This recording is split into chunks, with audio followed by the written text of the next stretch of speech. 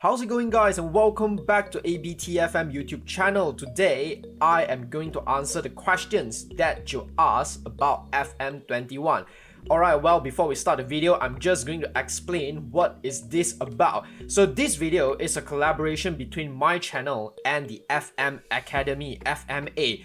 Well, all the answers for the questions are from the discussion between me and the moderator of FMA, so it is not an official answer from the Sports Interactive, and it is just us answering from the experience we had playing FM21. So yeah, the FMA is a Discord server that gathers a lot of FM gamers. So if you want to share your save or ask for tactics advice or even talk about football in real life, just feel free to join the Discord server. So I will put the link down in the description box below, and yes, just come in and hang out with us. So yes, before we start the video, make sure you hit the subscribe button, smash that like button, as well as we are pushing towards 200 subscribers. Well, hopefully I can achieve this 200 subscriber milestone by the end of the year. So yes, subscribe to the channel now and hit the bell to get notified so you wouldn't miss out any of my video.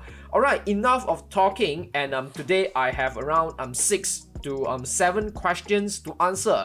So yeah, let's just jump into the first question from Vishav_YT. Alright, so the question is, why cannot FM increase the demo limit till the end of first season? Alright, so if you didn't know, you can actually play FM21 for free, which is the demo for 6 in-game months. Then you have to decide whether you want to buy the game or not to continue playing it. So of course, the progress can be carried forward to the full game. Alright, so our answer for this question is, well, neither me nor FMA have any connection to Sports Interactive, which is the developers of Football Manager. So we can't really give any insightful answers, but 6 months of playing time should be enough to know if the game is worth buying or not. Well, that's the whole point of a demo version, isn't it? Well, many games don't really provide a demo version, so I think we should actually be grateful for this. Yeah, so yeah, we can't really give you any insightful answer. So yeah, I think you just buy the game. It's worth it.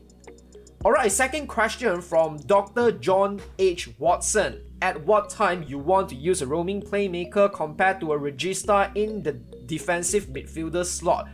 Okay, so the roaming playmaker and regista are two very different roles. So yes, a roaming playmaker right here can give you a very dynamic option on the pitch. However, playing one roaming playmaker as the DM is a little bit dangerous, I would say, because it exposes your defense, because roaming playmaker will roam a lot even in the defensive midfielder spot. So what we'll suggest you to do is actually to play him in a double defensive midfielder setup right here, and then pair up with a more conservative role. For example, a defensive midfielder on defense duty would be good, or even a halfback anchorman would be good as well, and then ball winning midfielder on defense duty as well.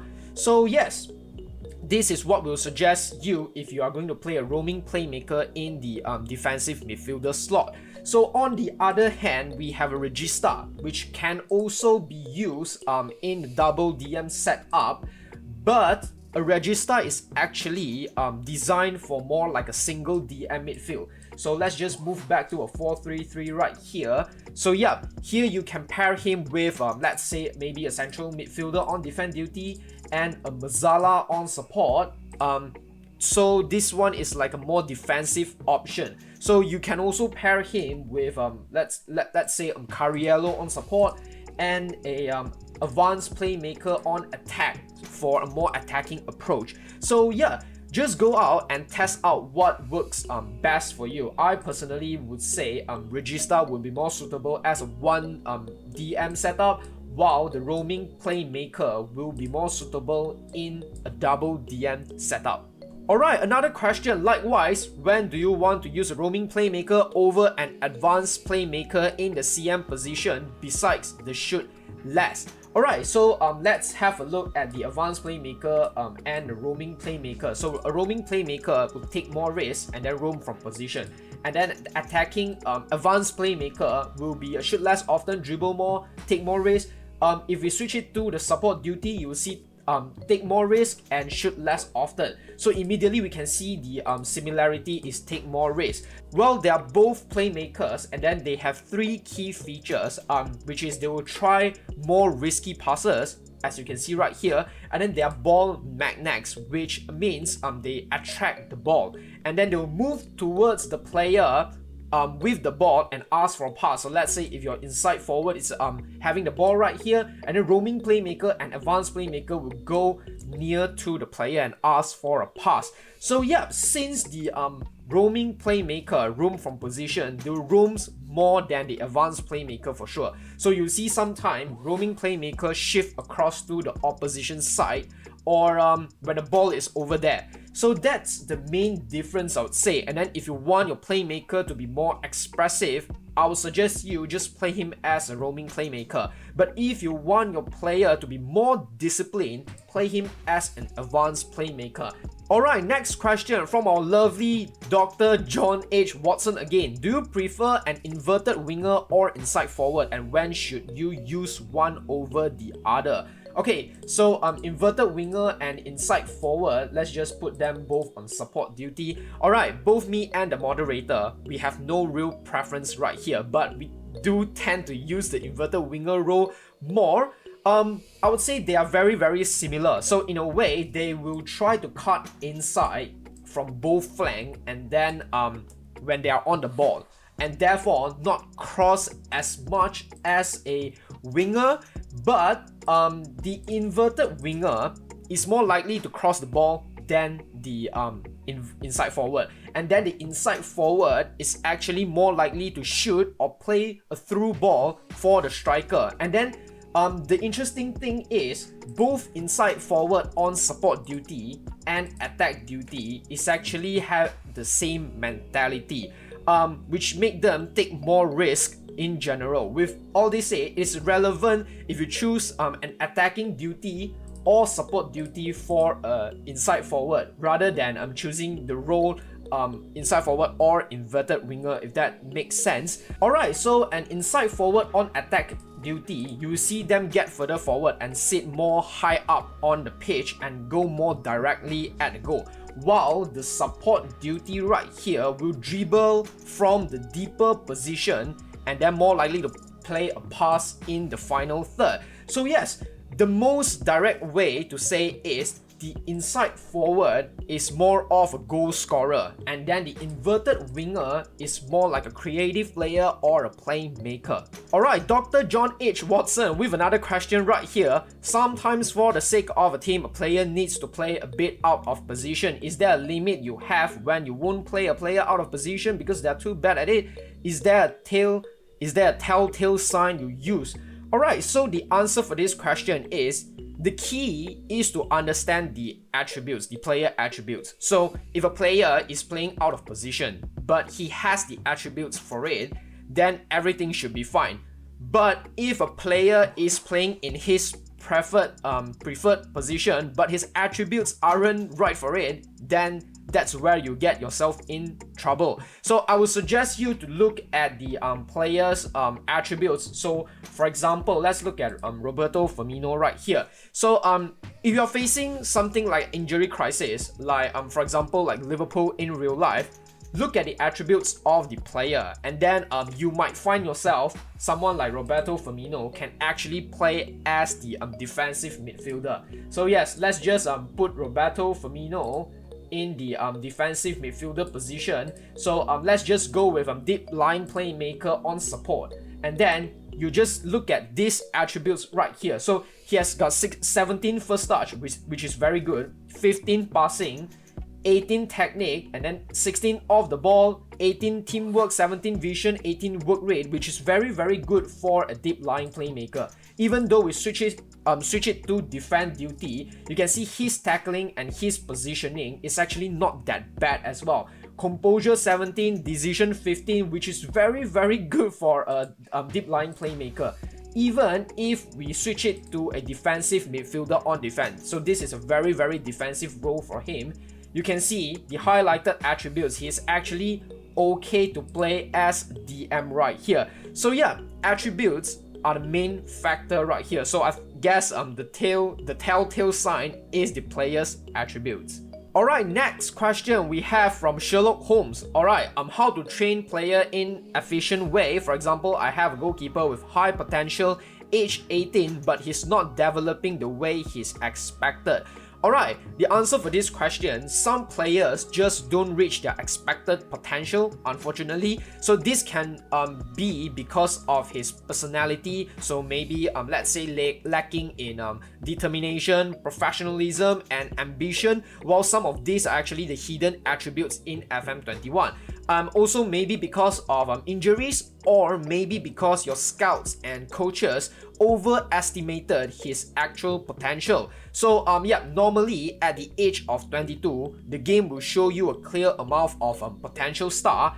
Until then, there will always be some uncertainty in the form of white star, actually in FM21. Back in FM20 is actually the black one. So now, as for maxing his development, you want to take care of his training for sure. So choosing the right role to develop him, and then increase the intensity to double. So I always do this in training. So let's say I am just going to go with a youngster right here, Nico Williams. So went into the training, and then I will just train him with the role I want. So let's say complete wing back on attack right here, and then change his training intensity to double intensity. Alright, so then you want to mentor him. You actually want to choose someone to mentor him, and then his personality can be better. And then here you ideally want let's just go to the training and then mentoring. Yes, right here. So ideally you want a mentor with significant influence, and the mentor should have a higher determination than the mentee. And then another thing is their personality should be something like model citizen or perfectionist driven, model professional, fairly professional, resolute or spirited, so on and so on. And then also you have to make sure both your mentor and mentee, they are in the same unit. So let's go to the units, and then as you can see right here, Jordan Henderson is in the defensive unit, and then the mentee Nico Williams is also in the defensive unit. So or else it won't have any effects in the mentoring section. So yes, back to the goalkeeper question. I think goalkeeper is the hardest player to train in FM, because you can do the training, mentoring and stuff, but I will suggest you to give the goalkeeper more playing time. So yes, I said it is hard because people don't really drop their first choice goalkeeper and give their young backup goalkeeper a chance to start. So for example, in Liverpool, you are not going to drop Alisson Becker, one of the best goalkeeper in the world, and maybe start players like Callagher. I mean, in real life they did start Callagher because Alisson Becker was out injured. But yes, you get the idea. I mean, if you don't want to take the risk, so training and mentoring is of course the best way to do it. Alright, so moving on, we have Amelo with the question, what do you think is the best counter to a typical 4-2-3-1 Gen press side if you are a weaker team? So yes, this is actually quite a complicated and tricky question, I would say. So in that, there can be many different counters, and this will also depends on your players and their players, I mean the quality. And then one way to counter the 4-2-3-1 formationally to give yourself numeric superiorities in the midfield and in defense. So which is a 4-3-3, I would say, or a 4-2-3-1 with 2 DM right here. So or even I would say maybe you can play a 5 defender formation. Let me just switch it here with 2 wing backs. So yeah, Gen press will make it hard for you to play the ball around. So what I would suggest is play out of defense might not be an option. And if you have a pacey striker of a very fast player up front, direct pass and counter attacking might be the